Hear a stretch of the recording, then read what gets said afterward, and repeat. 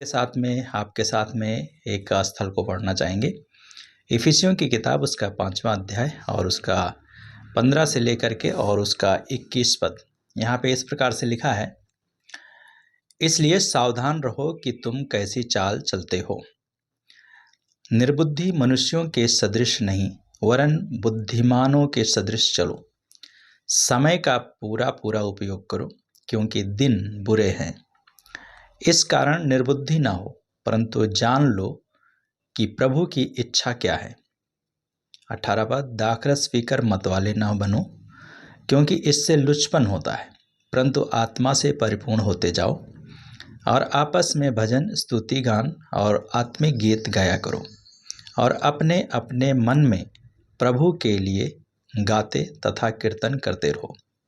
सदैव सब बातों के लिए हमारे प्रभु यीशु मसीह के नाम में परमेश्वर पिता का धन्यवाद हो और मसीह के भय में एक दूसरे के अधीन रहो।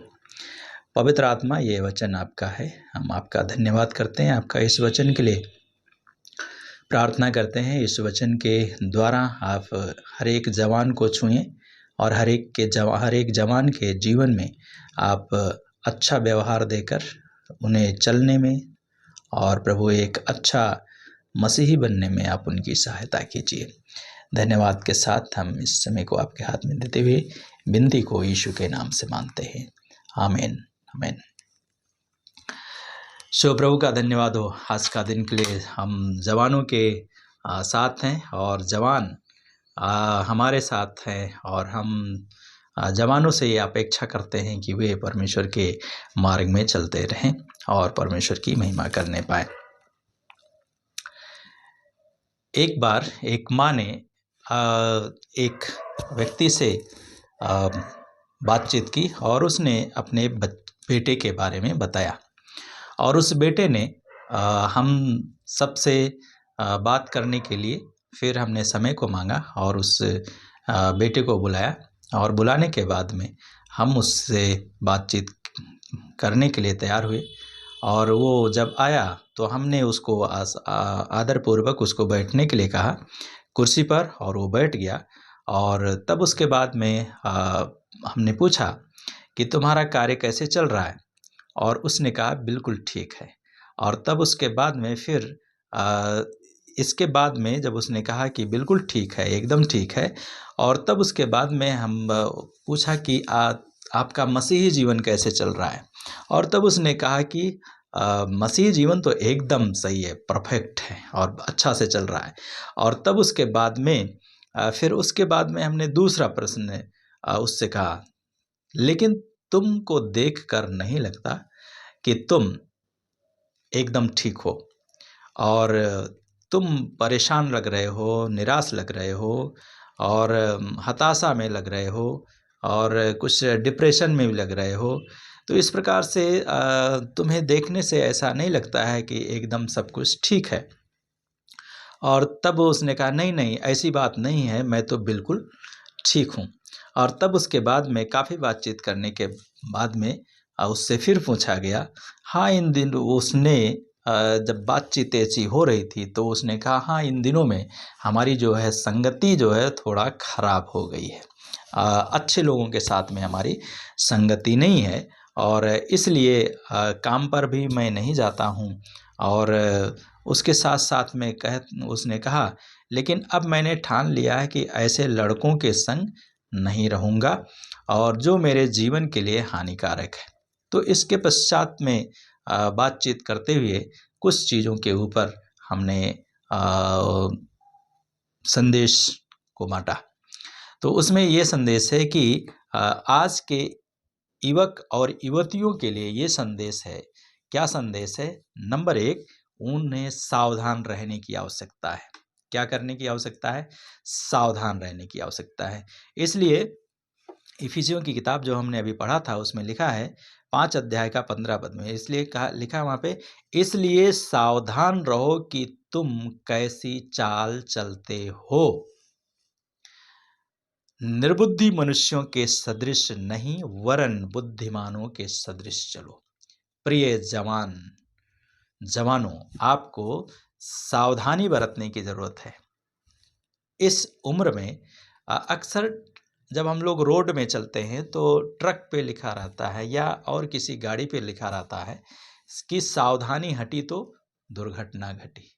अगर आप सावधान नहीं रहेंगे तो अपने चाल चलन में, तो आप कहीं भी अम, दुर्घटना का शिकार हो सकते हैं।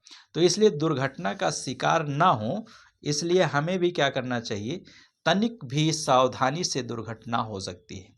ज़्यादा नहीं, एकमात्र एक छोटा-सा समय, 1 सेकंड का समय होता है जहाँ पे दुर्घटनाएँ हो सकती हैं। आप अपने आत्मिक जीवन में भी गिर सकते हैं। तो ये बात मसीही जीवन में बहुत सही बैठती है। यदि हमने तनिक भी शैतान को क्या किया, अवसर दिया, तो पाप में गिरने का हमें क्या है, चांस है। और यदि हमने चांस दे दिया, तो हम उसमें कदापि उसमें से चूक नहीं सकते हैं, उसमें गिर सकते हैं और उसमें गिर सकते हैं हम पाप में। कोई भी पाप हो सकता है, पैसे का पाप हो सकता है, लड़की का पाप हो सकता है, लड़के का पाप हो सकता है, व्यभिचार का पाप हो सकता है, एक दूसरे को आलिंगन करने का पाप हो सकता है, एक दूसरे को दृष्टिगत देखने का पाप हो सकता है। तो ये सावधानी अगर नहीं हटेंगे तो ये दुर्घटनाएं आपका आत्मिक जीवन में और शारीरिक जीवन में भी हो सकती है। तो शैतान को अवसर दिया, अगर हमने दिया है तो पाप में गिरने से कतई ना चूकेंगे। अक्सर जवान हर बात को बड़े ही हल्के ढंग से लेते हैं और कोई भी बुरी बात को सुधारने के लिए कहा जाए तो उनको बहुत ही शीघ्र खराब लगने लगता है। तो इसलिए कई जवान तो अपने माता-पिता को ये कहकर चुप कर देते हैं कि हमें बार-बार समझाने की आवश्यकता नहीं है। प्रिय जवान, क्या आप भी अपने माता-पिता को इस प्रकार का उत्तर देते हैं जब वो आपसे पूछते हैं कि सावधान रहना, कहीं बाहर गिर नहीं जाना, कहीं बाहर जा कर के गलत काम नहीं करना, तो आप क्या कहते हैं? आप उनको ये जवाब देते हैं कि आपको समझाने की आवश्यकता नहीं है? यदि ऐसी है, तो आप गलत हैं, आपको समझने की आवश्यकता है। और हमें बार-बार समझाने की आवश्यकता नहीं है, हम ठीक हैं, जैसा हमें करना है हमें मालूम है, अब हम बच्चे नहीं हैं। तो माता-पिता क्या करें? बचपन में जब लगाम लगाना था, तब लगाम नहीं लगाया। लगाम से मेरा मतलब है चिताना, सिखाना, समझाना, ताड़ना देना। तो हमें माता-पिता को क्या करना चाहिए? अपने बच्चों को समझाना चाहिए। तो जवानों को ये चाहिए कि वो अपने माता-पिता की बातों को क्या करें? मानें। उनकी बातों को सुन कर के क्या करें? सावधान रहें। इसलिए बाइबल कहती है कि इसलिए सावधान रहो कि तुम कैसी चाल चलते हो। निर्बुद्धि मनुष्यों के समान नहीं, परंतु बुद्धिमानों के समान चलने की आवश्यकता है। आप कैसी चाल चल रहे हैं, आप खुद अपना आकलन करें, थोड़ा समय रुक करके। दूसरी बात है, बुद्धिमान बनो। बुद्धिमान बनो। बुद्धिमान कौन है? वही जिसके पास यीशु मसीह है, अर्थात जिसने यीशु मसीह को अपने जीवन में ग्रहण कर लिया है, वही क्या है? बुद्धिमान है। पौलुस कहता है, निर्बुद्धियों के सदृश नहीं, वरन बुद्धिमानों के सदृश चलो। पौलुस यहाँ पे इफिसियों में कह रहा है, निर्बुद्धियों के समान नहीं, परंतु बुद्धिमानों के सदृश चलो।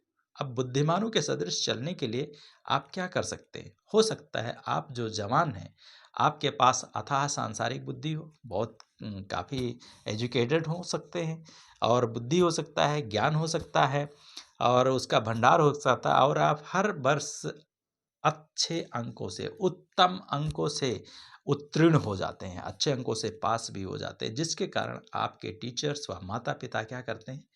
आनंदित होते हैं तथा आपके मित्रों के लिए के मध्य में आपकी क्या होती है? अच्छी खासी धाक जम जाती है। आपका अच्छा स्टेटस बन जाता है वहाँ पर। लेकिन क्या आप हर बात में, कार्य में तथा मसीही जीवन की चाल में बुद्धि से सब कुछ करते हैं? यदि नहीं करते हैं तो नीति वचन का लेखक सुलेमान लिखते हुए ये कहते हैं, बुद्धिमान पुत्र वो है। कौन है? बुद्धिमान पुत्र वो है जो अपनी माता की शिक्षा को तुच्छ नहीं जानता। क्या आप अपनी माता की शिक्षा को, अपने पिता की शिक्षा को बेकार समझते हैं? अपनी शिक्षा के आगे, अपने ज्ञान के आगे, अपनी नॉलेज के आगे, अपने बुद्धिमत्ता के आगे? तो अगर ऐसा समझते हैं तो प्रिय जवानों, आप क्या हो जाइए? बुद्धिमान बन जाइए। और बुद्धिमान बन करके आप परमेश्वर की रास्ता में चलें। आज यदि किसी युवा के गलती करने के कारण उसे डांट दिया जाए तो वो क्या होता है? रूठ जाता है, गुस्सा हो जाता है। और रूठ जाने के बाद में, गुस्सा होने के बाद में माता पिता भी रूठ कर चर्च से आना बंद कर देते हैं, प्रार्थना में आना बंद कर देते हैं, प्रार्थना से दूरी बना लेते हैं। उसके कारण क्या होता है? हर मसीही युवा और युवती बुद्धिमानी के साथ जीवन व्यतीत करते तो शायद वो प्रार्थना के साथ में बने रहते, माता पिता के साथ संगति में बने रहते, पास्टर के साथ में संगति में बने रहते, और कलीसिया के हर एक क्रिया में और कार्यक्रम में भाग लेते। लेकिन अगर बुद्धिमानी नहीं है तो नहीं हो सकते। तो निर्बुद्धि मत बनिए, बुद्धिमान बनिए और प्रभु के साथ में चलिए, ताकि उसके द्वारा आप प्रभु की महिमा कर सकें। तीसरी जो बात है वो ये है कि समय का पूरा पूरा उपयोग करो। समय का क्या करो? पूरा पूरा उपयोग करो। कई बार हम समय का दुरुपयोग करते हैं, तो हमें दुरुपयोग करने की आवश्यकता नहीं है, परंतु हमें समय का क्या करना है? पूरा पूरा उपयोग करना है। वचनानुसार यदि आपके पास में आपका यदि समय का पूरा पूरा उपयोग किया जाए तो मनुष्य कभी भी किसी भी क्षेत्र में असफल नहीं होगा। और अब चाहे वह सांसारिक हो या सामाजिक हो या आत्मिक क्षेत्र हो, आत्मिक क्षेत्र क्यों ना हो, युवा वर्ग समय का पूरा उपयोग करना तो दूर, वह तो समय का मूल्य ही नहीं जानता है। कई बार हम युवा लोग क्या करते हैं? समय का मूल्य को नहीं समझता है और नहीं जानता है। साल पर साल बीतते चले जाते हैं और युवा जहाँ का था वहीं रहता है। उम्र तो बढ़ जाती है लेकिन उसका जो कार्यशैली है वो नहीं बढ़ता है। इसका मुख्य कारण यह है कि परमेश्वर से दूर हो जाना और आलसी जीवन व्यतीत करना, जीवन के उद्देश्य का ना होना, उसका जीवन में कमजोरी होना और अन्य बातें होना। और आज कितने ही युवा हैं जो बेरोजगार हैं और भूखे हैं, बेघर हैं और असाधारण सी नौकरी प्राप्त करने के लिए भी दर दर की ठोकरें खा रहे हैं। किसी भी तरह ठेल ठाल कर बीए कर लिया और उसके बाद में तो सोचते हैं कि बहुत पढ़ लिया। नहीं, अभी आपको और पढ़ने की आवश्यकता है। एक परिवार से बातचीत हो रही थी कि उनके साथ उनकी युवा बेटी भी थी और उनने क्या उस बेटी ने बताया कि एक शहर ऐसा है जहाँ पर पत्नियाँ काम पर जाती हैं और उसके बाद में लिखा है पति घर पर रहकर खाना बनाते हैं और बच्चों की देखभाल करते हैं। सच में कितने खेद की बात है कि परमेश्वर ने आदम को कड़ी मेहनत करने के लिए बनाया था, लेकिन हवा को घर और बच्चों का देखभाल करने के लिए। लेकिन आज क्या हो गया है? उल्टा हो गया है। पत्नियां मेहनत कर रही हैं और पति घर में रहकर बच्चों की देखभाल करते हैं। प्रियो, समय का उपयोग कीजिए। जवानों, आप समय का उपयोग कीजिए ताकि इस प्रकार की स्थिति ना दिखाई दे। और आज के समय में क्या है? जवानों को भी काम करने की आवश्यकता है, युवकों को भी, युवतियों को भी, क्योंकि आज का जो सिचुएशन हो गया है वो इतनी महंगाई हो गई है कि एक काम करने के कारण हमारी ज़रूरतें जो अत्यधिक हैं वो नहीं पूरी हो सकती हैं, लेकिन खाने के लिए, पहनने के लिए बस उतना तक हम सीमित रह पाएंगे। लेकिन इसलिए दोनों को करने की ज़रूरत है आज का समय में। और आज कितने परिवार लोग कर रहे हैं इस प्रकार के काम को, और आपको भी करने की आवश्यकता है। चौथी बात है, प्रभु की इच्छा को जानो। आज युवक और युवतियों को प्रभु की मर्जी को जानने की आवश्यकता है। यदि किसी युवा से पूछा जाए, तुम्हारे लिए प्रभु की क्या इच्छा है, तुम्हारे लिए प्रभु की इच्छा क्या है, तो अधिकतर युवाओं का उत्तर होता है, मुझे मालूम नहीं, और अभी तो पढ़ाई कर रहा हूँ, आगे देखिए क्या होता है और क्या नहीं होता है। और बड़े खेद की बात है, बड़े ही शर्मिंदगी की बात है कि आज ना तो युवाओं को मालूम है कि उनको प्रभु ने क्या दान वरदान दिया है, और ना ही वे अपने जीवन में प्रभु की इच्छा को ही जानते हैं।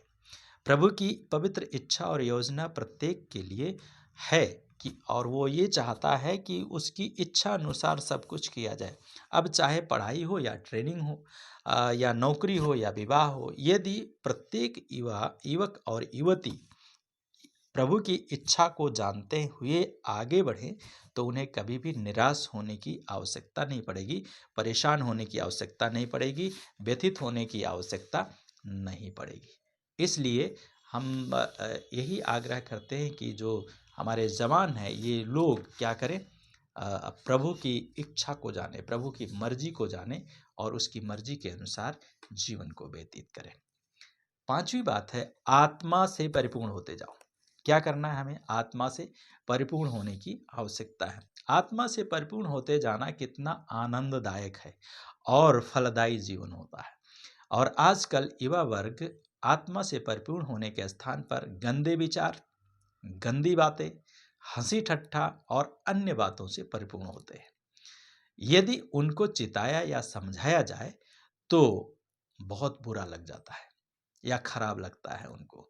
अनेक मसीही युवक और युवतियां हैं जो जीवन में बहुत कुछ करना चाहते हैं और प्रयास भी करते हैं, लेकिन जहाँ तक आत्मा से परिपूर्ण होने की बात कही जाती है या तर्क आता है, तो वहाँ पर क्या होता है, वे कुछ सुनना ही नहीं चाहते। लेकिन बाइबल कहती है हमें, गलातियों की किताब उसका 5वां अध्याय और उसका 16 और 17 पद में पौलुस हमसे ये कहना चाहता है, जवानों से ये कहना चाहता है, परंतु मैं कहता हूँ कि पवित्र आत्मा के अनुसार चलो। कैसे चलो? परमेश्वर के आत्मा के अनुसार चलो। तब लिखा है, तो तुम शारीरिक इच्छाओं को किसी रीति से पूर्ण नहीं करोगे, क्योंकि शरीर तो पवित्र आत्मा के विरोध में और पवित्र आत्मा शरीर का विरोध में क्या करता है? लालसा रखता है, करता है। और ये तो एक दूसरे के विरोधी है कि जो तुम करना चाहते हो उसे ना कर सको। तो प्रिय जवानों, आपको क्या करना है? परमेश्वर के आत्मा से परिपूर्ण होने की आवश्यकता है। और यहाँ पर भी हम लोग हमने पढ़ा आपके लिए कि हमें क्या करना है? पवित्र आत्मा से परिपूर्ण होने की आवश्यकता है। और जब हम परमेश्वर के आत्मा के द्वारा परिपूर्ण होते हैं, क्योंकि यदि हम परमेश्वर में परिपूर्णता की ओर नहीं बढ़ेंगे, तो हम शैतान की ओर बढ़ेंगे, दुष्टता की प्रवृत्ति की ओर बढ़ेंगे। इसलिए हमें परमेश्वर की आत्मा से परिपूर्ण होने की आवश्यकता है। छठी बात है, प्रभु के लिए गाओ। क्या करो? प्रभु के लिए गाओ। हमें और आपको प्रभु के लिए भजन और स्तुति भी करने की आवश्यकता है। गाने की बात तो बात की जाए तो अनेक गाने हैं। आज क्या मसीही क्या गैर मसीही, अधिकांश घरों में आपको मसीही आज का समय में कैसेट्स नहीं है, और क्या नाम से सीडी नहीं है, डीवीडी नहीं है, की ज़रूरत नहीं है। आज क्या है, हमारे पास में फ़ोन है, मोबाइल है, उसमें क्या है, बहुत सारे गाने हैं। आप कौन सा गाना सुनना पसंद करते हैं? मसीही गाने सुनना पसंद करते हैं या संसार के गाने को पसंद करते हैं? यदि आप केवल संसार के ही गीत को पसंद करते हैं, संडे के दिन में केवल चले जाते हैं, उसमें आराधना कर लेते हैं, प्रार्थना कर लेते हैं, भजन गा लेते हैं, सुन लेते हैं और सोचते हैं इतना काफ़ी है, तो ये गलत है। हमें क्या करना है? प्रतिदिन आत्मिक भजन को गाने की ज़रूरत है। और अनेक लोग पाप गीतों को गाते हैं और कैसेट्स को पहले लेते थे, लोग सुनते थे आज से 20 साल पहले, 15 साल पहले। लेकिन आज का दौर में क्या है, सब कुछ फ़ोन में है और अंग्रेजी में होने के कारण विश्वासी युवा भी न केवल सुनते हैं बल्कि साथ-साथ में गाते और नाचते भी हैं। ऐसा करने से वे अपने आप को आधुनिक दिखाने की कोशिश करते हैं। एक मसीही दंपत्ति ने अपने टेप रिकॉर्ड पर कभी भी फ़िल्मी तथा अन्य सांसारिक गीत ना सुनने का निर्णय लिया, लेकिन उसके बाद में क्या हुआ जब उनके बच्चे जवान हो गए, अपने फ़ोन पर उसने लिया ये निर्णय लिया कि हम नहीं सुनेंगे। लेकिन जब उनके बच्चे जवान हो गए तो वे अपने मित्रों से माँगते थे। आज से 10 साल पहले देखा जाए, 20 साल पहले देखा जाए तो कैसेट माँग कर लाते थे और टेप रिकॉर्डर में लोग सुनते थे या टीवी में देखते थे या डीवीडी में लोग देखते थे और उसमें उसको डब करा करके डीवीडी में उसको ला कर के देखते थे।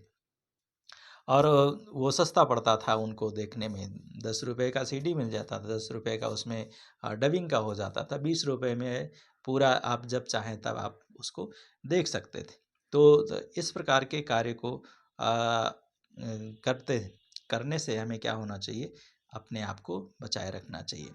तो एक मसीही दंपत्ति ने इस प्रकार के कार्य को किया और अन्य सांसारिक गीत सुनने का निर्णय लिया। लेकिन जब उनके बच्चे बड़े हो गए तो वे अपने मित्रों से इस प्रकार के कैसेट को लाते थे और उसको सुनते थे और फिर उसको क्या करते थे, लौटा देते थे।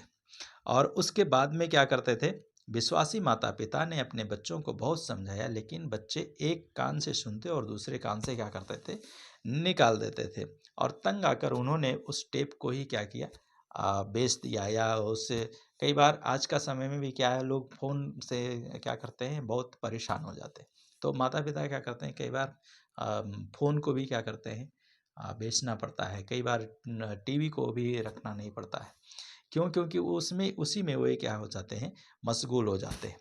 तो ऐसा करने पर उनके बच्चे बहुत क्रोधित हो गए और बोले, "आप लोग तो पुराने विचारों के ही हैं और हमें भी अपने सामान बनाने बनाने की कोशिश कर रहे हैं।"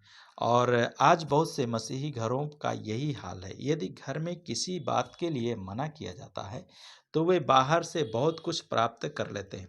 पौलुस कहता है इफिसियों 5 का 19 में लिखा है कि आपस में भजन और स्तुति गान और आत्मिक गीत गाया करो और अपने-अपने मन में प्रभु के लिए गाते तथा कीर्तन करते रहो। अर्थात हमें परमेश्वर का क्या करना है? भजन और स्तुति गान करना है। याद रखिए भजन, स्तुति गान को से प्रभु को महिमा मिलती है। भजन से, स्तुति गान से प्रभु को महिमा मिलती है और उसकी उपस्थिति हमारे साथ सदैव बनी रहती है। तो यदि आपका भी जीवन इस प्रकार का है, तो मैं आपको सलाह दूँगा कि आप वापस आकर अपने प्रभु के साथ में बन जाइए और अपने प्रभु के साथ में बनकर अपने जीवन में आत्मिक उन्नति को प्राप्त कीजिए। 7वीं बात है सब बातों के लिए धन्यवाद दो। अनेकों बार सब बातों के लिए प्रभु का धन्यवाद करना बहुत कठिन है। सब कुछ जब ठीक चलता है तो सारी बातें इच्छानुसार हो रही हैं, तो क्या होता है धन्यवाद देने का करने का आसान तरीका होता है। लेकिन जब इच्छानुसार हमें नौकरी ना मिले, कॉलेज में दाखिला ना मिले, किसी ट्रेनिंग के लिए जाना चाहते हों और वहाँ पर हमें वहाँ से कोई जवाब ना मिले और ऐसे समय में धन्यवाद के स्थान पर निराशा और हताशा और परेशानी का बहुत ही आसानी से हमें मिलता है और आपको मिल रहा होगा और आपको मिल सकता है। यदि उस समय कोई प्रभु का दास या दासी आपको समझाता है, तो आप उसे सुन तो लेते हैं लेकिन कभी भी उस पर अमल नहीं करते हैं। और पिछले दिनों में एक मसीही युवा की इच्छा थी कि वो क्या करे मेडिकल लाइन में जाए। लेकिन उसको क्या हो गया आपकी भी इच्छा हो सकती है कि आप मेडिकल में लाइन में जाएँ, आप इंजीनियरिंग लाइन में जाएँ या आप एडवोकेट लाइन में जाएँ, आप जज का लाइन में जाएँ, आप पुलिस डिपार्टमेंट में जाएँ, कमिश्नर बने। आपका भी इस प्रकार का इच्छा हो सकता है। अच्छा है, लेकिन क्या करना है उनके पास में माता-पिता के पास में पर्याप्त पैसा ना होने के कारण उन्होंने उसे सलाह दी कि वो आगे पढ़ाई करे और उसने बीएससी में प्रवेश किया और ये विश्वासी बेटी है और उसने कुड़कुड़ाने के स्थान पर परमेश्वर को धन्यवाद दिया। तो जैसा आपके माता-पिता के पास में अम सुविधा है, उस सुविधा के अनुसार, उनकी संपत्ति के अनुसार आपको करने की आवश्यकता है ट्रेनिंग, और उसके द्वारा प्रभु का महिमा होगा। तो उसने कुड़कुड़ाने के स्थान में परमेश्वर का धन्यवाद दिया, और प्रभु ने अ, उसने कहा कि प्रभु तू मेरे लिए सब कुछ उत्तम करता आया है और भविष्य में भी उत्तम मेरे लिए करेगा। और पौलुस लिखता है, इसलिए इफिसियों 5:20 में कहता है, सदैव सब बातों में हमारे प्रभु यीशु मसीह के नाम में परमेश्वर पिता का धन्यवाद दो। हमें क्या करना है? धन्यवाद देना है। किसका? अपने प्रभु का। कब? हर समय। तो हमें धन्यवाद देना है। 8वीं बात है, एक दूसरे के अधीन रहो। क्या करो? एक दूसरे के अधीन रहो। अधीनता किसी को पसंद नहीं है। पत्नी अपने पति की अधीनता पसंद नहीं करती है, बच्चे अपने माता पिता की अधीनता नहीं पसंद करते हैं, और युवा वर्ग के लिए क्या कहा जाए, वे तो मनमानी ही करते हैं, और रोक टोक या अधीनता उन्हें थोड़ा सा भी पसंद नहीं आता है। यदि माता पिता आज्ञा देते हैं कि बेटे अधिक समय बाहर मत व्यतीत करो, तो क्या करते हैं वे, या आप क्या करते हैं? आपके माता पिता अगर कहते हैं बेटा बेटी अधिक समय बाहर व्यतीत नहीं करो, तो आप क्या करते हैं? या किसी के घर बार बार मत जाया करो, बुरी संगति क्या होती है में मत रहो, ढंग से कपड़े पहनो, और उसके साथ साथ में अ, क्या आपको कैसा लगता है जब इस प्रकार का माता पिता लोग क्या करते हैं, आपको शिक्षा देते हैं, आपको गाइड करते हैं? तो माता पिता की आज्ञा मानने के स्थान पर युवा लोग क्या हो जाते हैं? क्रोधित हो जाते हैं। आपकी क्या हाल है? हमें नहीं मालूम। यदि आप भी क्रोधित हो जाते हैं, तो अपने आप को संयमी बनाएं, सुधार करें, और मनमानी करते हैं तो मनमानी करना भी छोड़ दीजिए। कई युवा और युवतियां तो अपने माता पिता से झगड़ा भी कर लेते हैं, और झगड़ा करके बैठ जाते हैं, और जिसके कारण माता पिता में झगड़ा हो जाता है, और पारिवारिक वातावरण तनावपूर्ण हो जाता है। ये सारी बातें अधीनता स्वीकार न करने के कारण उत्पन्न होती है। पौलुस लिखता है कि इफिसियों 5:21 में, मसीह के भय से एक दूसरे के अधीन रहो। प्रिय जवानों, क्या आप प्रभु के अधीन में हैं या नहीं हैं? प्रभु यीशु मसीह स्वर्ग को छोड़कर आया, इस संसार में रहा, और वो परमेश्वर की अधीनता में पूरी तरीके से रहा, व्यवस्था की अधीनता में पूरी तरीके से रहा। आपको भी व्यवस्था की अधीनता में रहने की आवश्यकता है, प्रभु का अधीनता में रहने की आवश्यकता है। प्रत्येक मसीही युवक और युवतियों की सहायता करें, और प्रभु सहायता करे, ताकि वे अपने जीवन में सावधान रहें, बुद्धिमानी से चलें, और उसके साथ में समय का पूरा पूरा उपयोग करें। मसीह की इच्छा जानते हुए आगे बढ़ें, आत्मा से परिपूर्ण होकर आत्मा के फलों से लद जाएं, प्रभु के लिए गाएं, और सदैव सब बातों के लिए धन्यवाद दें, और जीवन में अधीनता को स्वीकार करते हुए दीनता और नम्रता का जीवन व्यतीत करें। प्रभु आपको अपनी आशीष दे, और आपके मन की इच्छा को पूर्ण करे, और इस वर्तमान बुरे संसार में आपको बहुत ही आशीष का कारण बनाए। ये हमारी शुभकामनाएं और प्रार्थना है। प्रभु आप इन जवानों की सहायता कीजिए, ताकि ये जवान लोग प्रभु आपके साथ में चल सकें, और इन 8 बातों के द्वारा प्रभु आपकी महिमा करने पाए। वो सावधानी के साथ में रहे, बुद्धिमानी से चलें, समय का ध्यान रखें, परमेश्वर की इच्छा को जान सकें, आत्मा से परिपूर्ण हो जाएं, और प्रभु आपका भजन करते रहें, धन्यवाद दें, और आपका अधीनता में, परिवार की अधीनता में, माता पिता की अधीनता में, सभी की अधीनता में रहकर वो प्रभु आपकी महिमा करने पाए, और उससे बढ़कर आपके अधीनता में रहें। जब आपकी अधीनता में रहेंगे, सब कुछ ठीक होगा। हम धन्यवाद के साथ सारे जवानों को आपके हाथ में देते हैं, और उनके लिए प्रार्थना करते हैं, अपने आत्मा से परिपूर्ण कीजिए, अपना वचन से उनको संभालें। धन्यवाद के साथ प्रार्थना यीशु प्रभु के नाम से मानते हैं, आमीन। God bless you. सनातन प्रभु की कृपा आप पर बनी रहे।